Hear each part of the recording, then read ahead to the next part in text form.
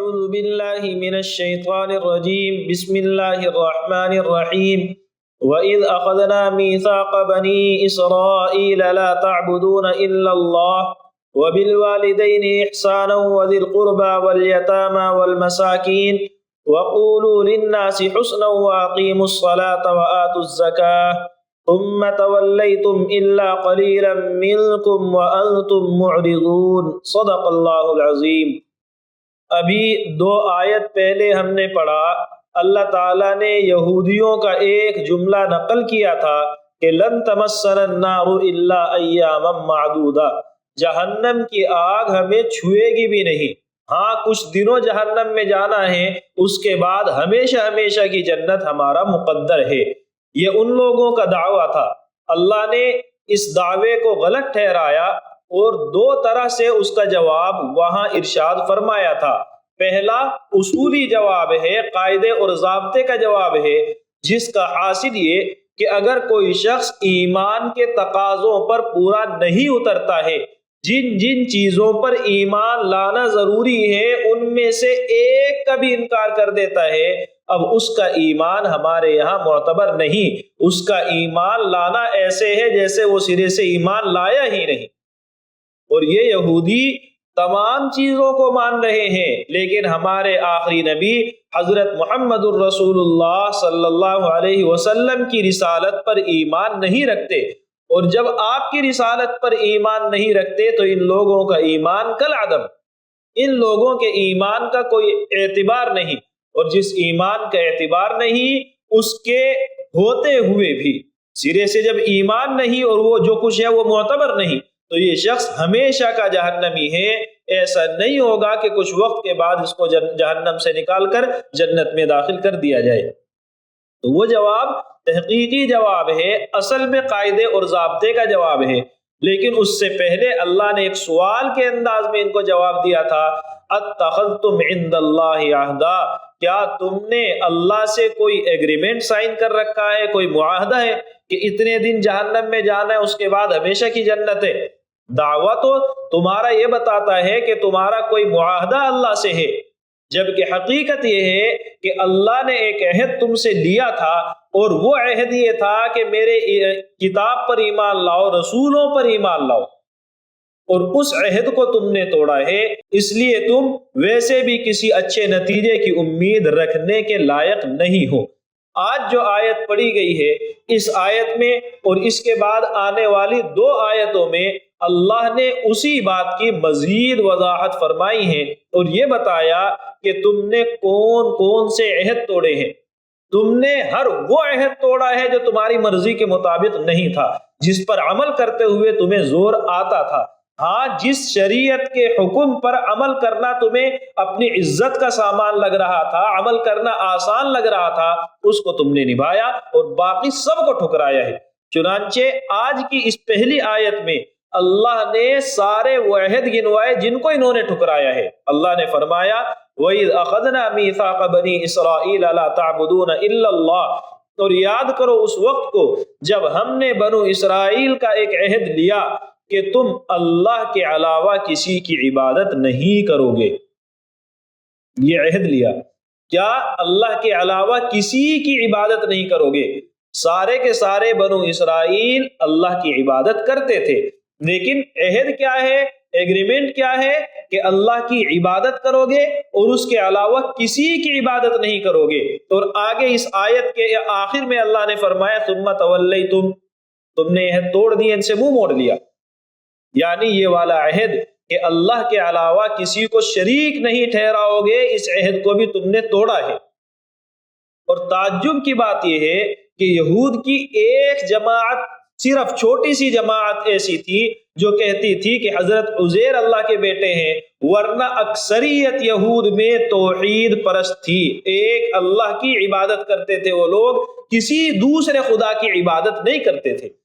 چنانچہ صحابہ نے اللہ کے رسول صلی اللہ علیہ وسلم سے سوال کیا، یا رسول اللہ وہ لوگ تو شرک کرتے ہی نہیں، پھر اللہ نے اس طرح کی بات ان کے بارے میں کیوں فرمائی؟ اللہ کے رسول نے فرمایا کیا ایسا نہیں ہے کہ ان کے علماء جس چیز کو حلال کہہ دیتے وہ اس کو حلال مان لیتے، اور جس چیز کو حرام کہہ دیتے وہ اس کو حرام مان لیتے تھے۔ اللہ کا حکم تورات میں کیا ہے اس کی طرف دیکھتے ہی نہیں۔ علماء نے کہہ دیا کہ یہ حلال ہے تو مان لیا کہ حلال ہے، اور علماء نے کہہ دیا کہ یہ حرام ہے تو مان لیا کہ حرام ہے۔ کیا انہوں نے ایسا نہیں کیا؟ یعنی انہوں نے حلال اور حرام کا اختیار اپنے علماء کو دے دیا، جبکہ کسی چیز کو حلال یا حرام کرنے کا اختیار صرف اور صرف اللہ کے پاس ہوتا ہے۔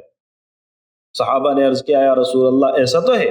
تو آپ نے فرمایا یہی ہے وہ بات جو قرآن کہہ رہا ہے کہ یہی شرک ہے، یعنی اللہ کے علاوہ کسی دوسرے کو حلال اور حرام کا اختیار دے دینا یہ شرک ہے۔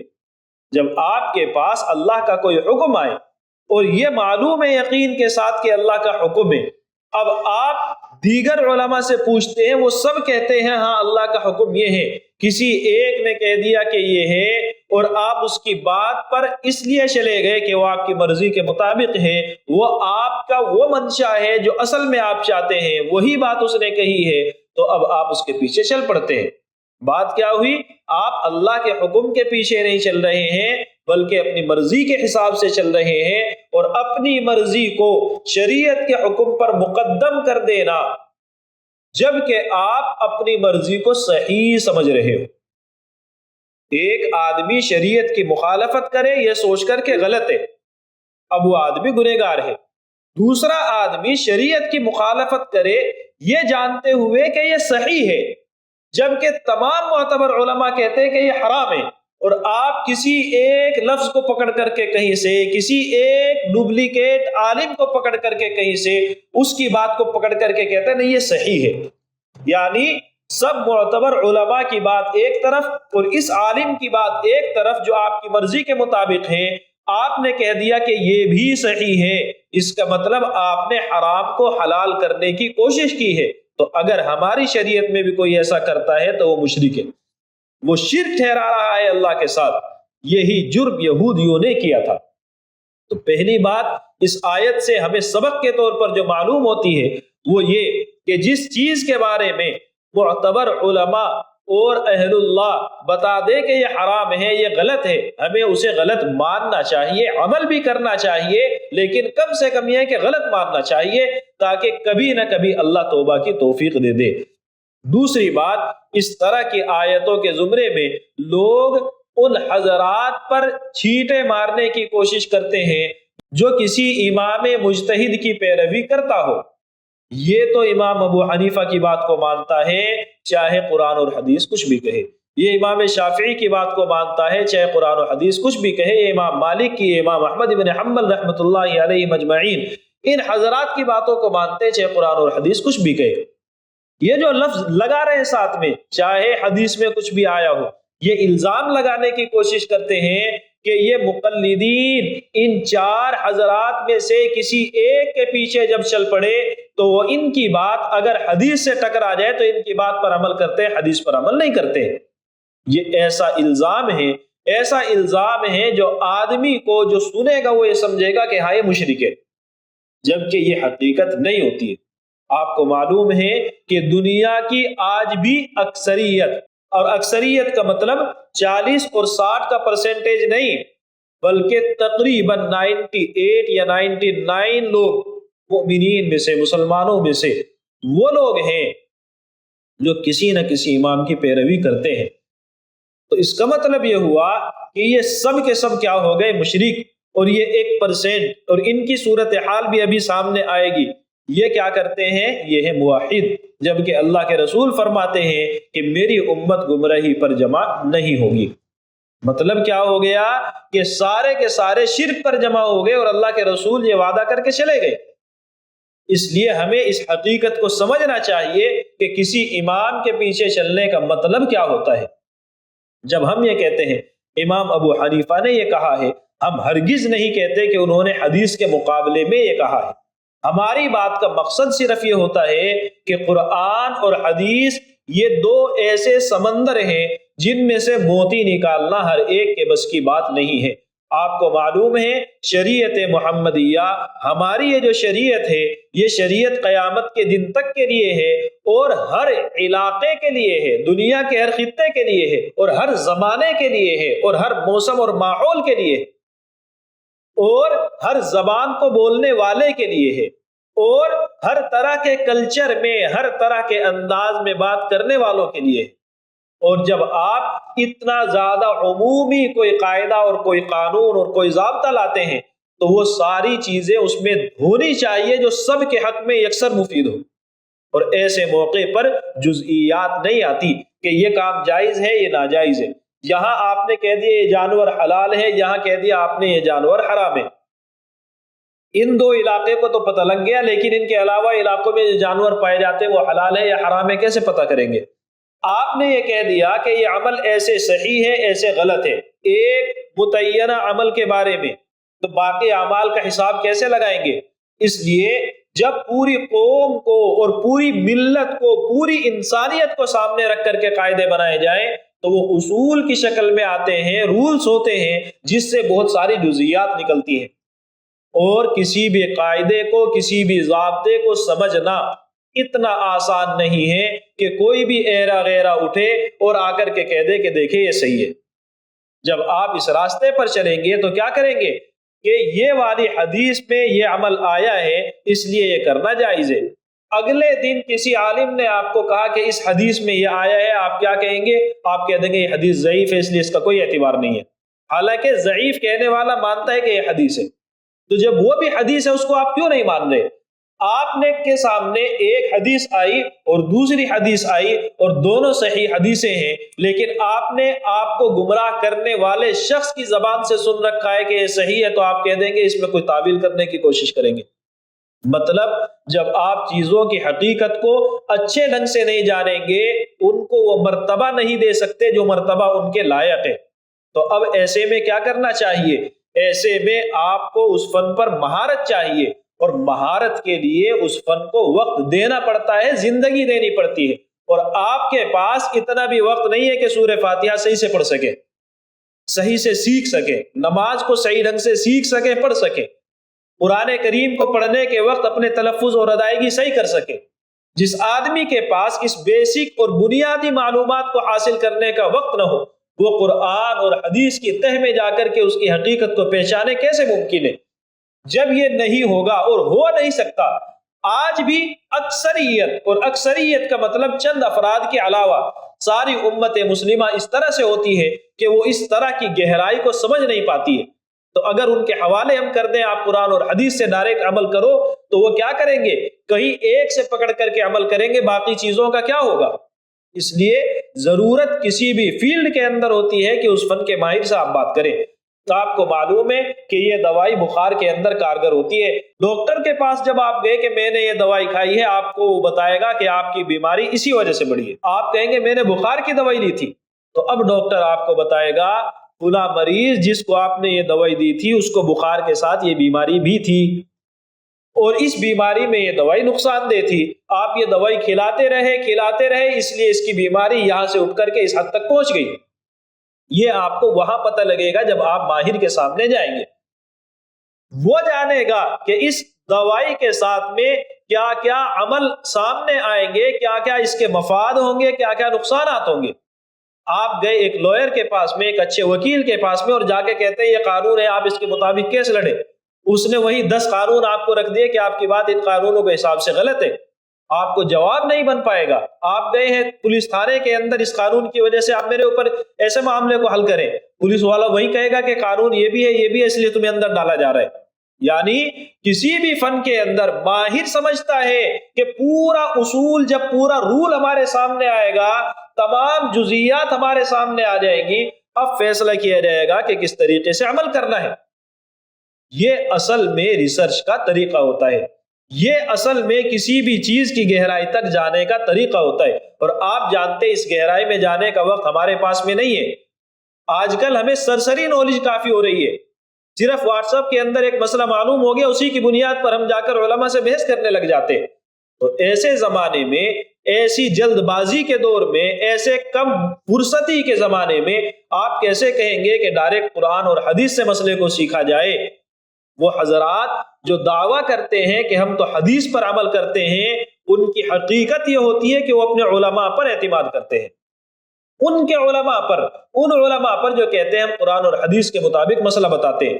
جب ان علماء پر اعتماد کیا تو وہ بھی ایک عالم ہے، ہم نے امام ابو حنیفہ پر اعتماد کیا، وہ بھی ایک عالم ہے، اور امام ابو حنیفہ رحمۃ اللہ علیہ یہ چاروں کے چاروں یہ جو ائمہ گزرے ہیں، ان حضرات کی اچھائی، ان کی سچائی، ان کی دیانت داری، امانت داری، ان لوگوں کی تقوی اور پرہیزگاری، ان لوگوں کی علم سے محبت اور علم پر محنت، ان لوگوں کے رات دن اللہ سے تعلق کو ان کے زمانے کے لوگ ایسے مانتے ہیں جیسے آپ اپنے والدین کے ساتھ بھی عقیدت نہیں رکھ سکتے۔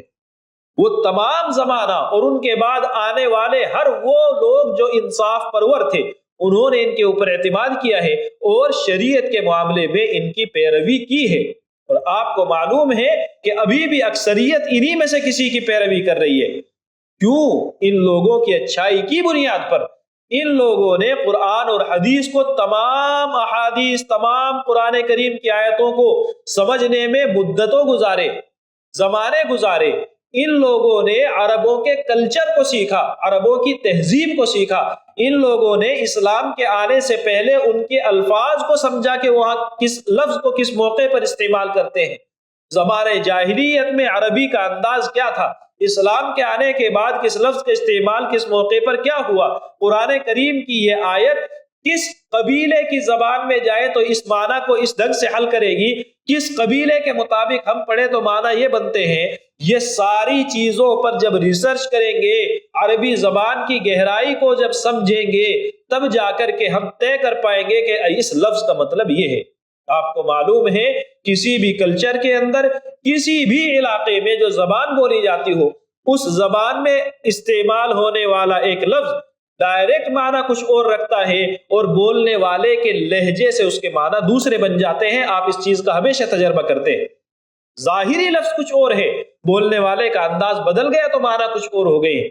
تو عربی کے اندر ان ساری چیزوں کی رعایت ان حضرات نے کی ہے، زمانہ اس کا شاہد ہے۔ اس لیے ہم کہتے ہیں جب ہمارے پاس اتنا مضبوط علم نہ ہو کہ ہم تمام چیزوں کا احاطہ کر سکیں تو پھر اعتماد کرنا ہے۔ اب یہ تو اپنے زمانے کے ان علماء پر ہم اعتماد کریں یا پھر اس شخص پر اعتماد کریں جو اللہ کے رسول کے زمانے کے قریب ہے، جس نے صحابہ اور تابعین کے فیض پانے والے بہترین اللہ والوں کو اپنی آنکھوں سے دیکھا ہے اور ان کی خدمت میں رہ کر کے دین کو سیکھا ہے، اس لیے ہم ان پر اعتماد کرتے ہیں۔ انہوں نے قرآن اور حدیث کی مخالفت نہیں کی۔ انہوں نے کیا کیا ہے؟ قرآن اور حدیث میں جو اصول آئے ہیں، ان اصول کو آسان زبان میں وہ تمام مسائل جن کی ہمیں ضرورت پڑ سکتی تھی الگ الگ کر کے بیان کر دیا، تاکہ ہمیں اس مسئلے کے بارے میں جاننا ہے تو ہمیں پتہ ہو کہ فلاں جگہ پر یہ مسئلہ مل جائے گا، بالکل وضاحت کے ساتھ تسلی بخش انداز میں مل جائے گا۔ اس لیے ہم ان پر اعتماد کرتے ہیں۔ تو بات کو مختصر کریں، جو حضرات ائمہ اربعہ کے پیچھے چلتے ہیں وہ در حقیقت ان ائمہ اربعہ کی باتوں کو مانتے اس لیے ہیں کہ وہ قرآن اور احادیث کی اچھی تشریح ہے، قرآن اور احادیث کا اچھا مطلب ہے، اس لیے نہیں کہ وہ قرآن اور احادیث کے خلاف ہے۔ ان حضرات نے قرآن اور احادیث کو صحیح سیکھا ہے تو ان کے سیکھنے اور سمجھنے پر ہم اعتماد کرتے ہیں، اور جو انہوں نے سمجھ کر کے بتایا ہم اس پر عمل کر لیتے ہیں۔ اس لیے ہم شرک نہیں کرتے ہیں۔ غرض یہ ہے، اللہ نے فرمایا کہ پہلا جو عہد تھا بنو اسرائیل کا وہ یہ تھا کہ تم اللہ کے علاوہ کسی کی عبادت نہیں کرو گے، چنانچہ تم نے عبادت کی۔ کیسے؟ کہ اپنے علماء کو حلال اور حرام کا اختیار دے دیا اللہ کے مقابلے میں۔ وَبِالْوَالِدَيْنِ احسانا، اور والدین کے ساتھ میں اچھا سلوک کرو گے۔ والدین کے ساتھ میں اچھا سلوک کرنے میں بنیادی طور پر 3 چیزیں آتی ہیں۔ ایک، مالی اعتبار سے ان کی خدمت کرے۔ نمبر 2، بدنی اعتبار سے، فزیکلی جب بھی آپ ان کے پاس موجود ہو، انہیں آپ کی ضرورت ہو، آپ عملاً ان کی خدمت کریں۔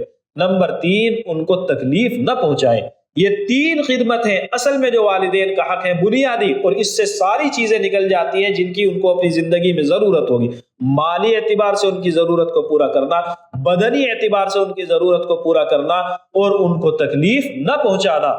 اور آپ قرآن کریم کے انداز کو دیکھیں، اللہ جہاں توحید کو ذکر کرتا ہے وہی اللہ تعالیٰ قرآن کے ان آیتوں میں اکثر والدین کے ساتھ حسن سلوک کو ذکر کرتا ہے۔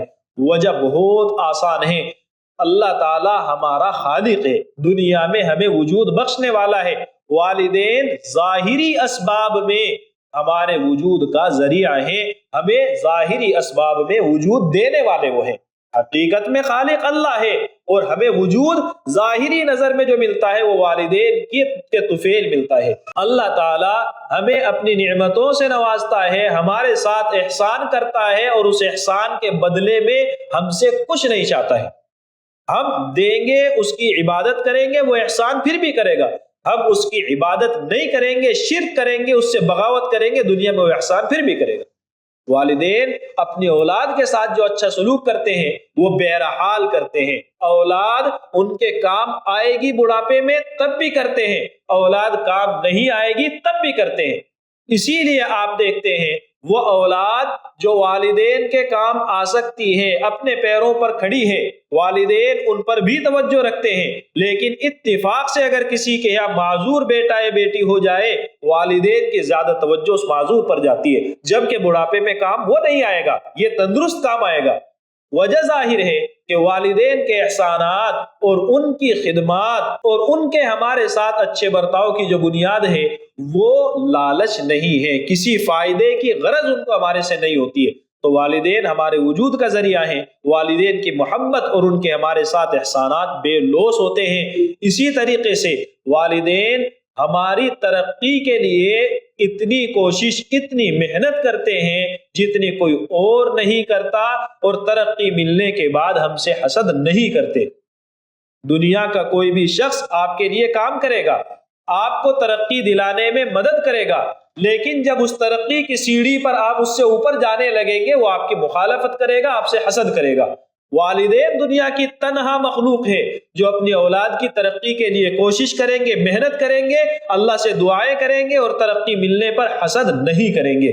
یہ اللہ کی شان ہے، بندے کو وہ سارے فوائد اور اس کو وہ سارے اسباب دے دے گا جن سے وہ ترقی کر سکتا ہے۔ اب بندہ جب ترقی کر کے اوپر آنے لگتا ہے، اللہ حسد نہیں کرتا، اس کو موقع دیتا ہے۔ اگر ترقی کر کے خدا کو یاد رکھتا ہے، اللہ دنیا اور آخرت دونوں میں نوازتا ہے، اور اگر اپنی وہ ترقی پانے کے بعد خدا کو بھول جاتا ہے، خدا اطمینان سے دیکھ رہا ہے کہ ٹھیک ہے، جب آئے گا جہنم میں پھینک دوں گا۔